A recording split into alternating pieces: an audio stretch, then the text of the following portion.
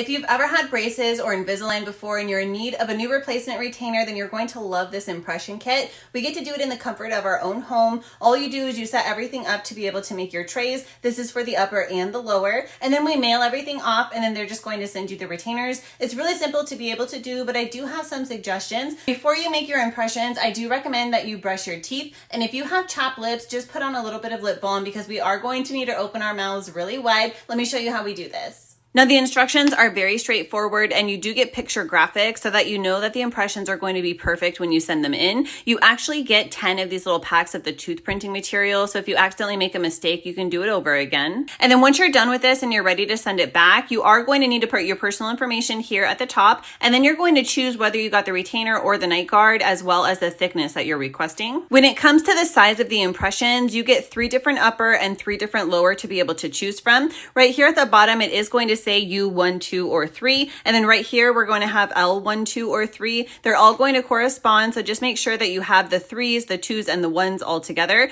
You're going to choose the one that you think is going to fit your mouth the best. For me personally, I am going to use the smaller one. So I'm going to choose the U3 for the upper, and then I'm going to choose the L3 for the lower. I just disinfected my hands, but if you want to, you can use these gloves. The first thing you want to do is to take 1 packet of this tooth printing material and then put it into our little bowl. We need to do 1 impression at a time. So don't prepare things until you're ready to do them. So putting all of the little powder inside of here completely. Now, if you don't have access to chilled water, then you can just put some water inside of some ice and then let everything sit until everything is completely cooled down. I am going to take my chilled water. I'm going to look at this right here and it does say 30 milliliters. You only want to have 30 milliliters that you're going to be mixing in with our powder. So you're going to come over here, make sure that you measure correctly. Then we can come over here and then pour everything into the powder just like this. Once we're done with that, we are going to make sure that we vigorously stir this mixture for about 50 seconds all together. That's why we have this little spatula like we do, and everything should be fully incorporated. So just do your best. This next step is very important. You want to make sure that you're grabbing this material and that you do not wait, because after we're done mixing everything,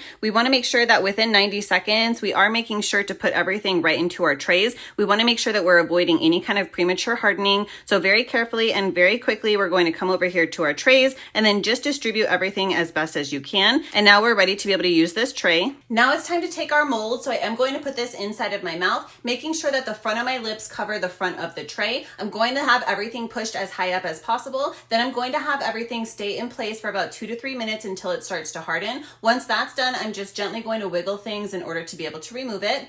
And it's so much more practical to be able to make something like this in the comfort of your own home that's made with BPA-free materials. Plus the retainers are totally transparent and invisible.